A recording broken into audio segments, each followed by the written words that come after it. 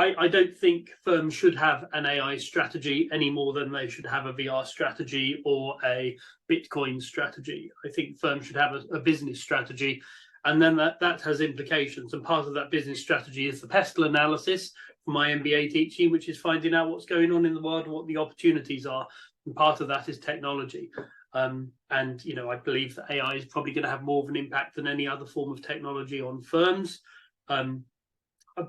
But that doesn't mean we need to be. It's not a silver bullet. It needs to be wrapped up in a business case.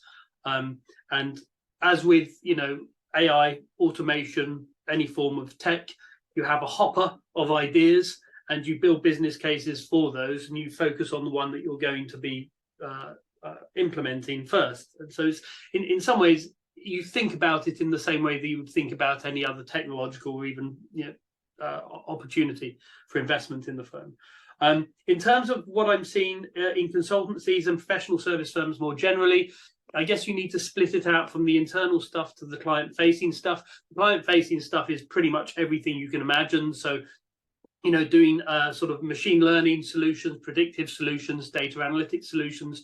Very often, as Ron pointed out, not using LLMs for this, but building specific predictive algorithms to offer either client software, client services, or you know, specific solutions that those clients need. And that I can talk about, but literally you're talking about 10,000 use cases there.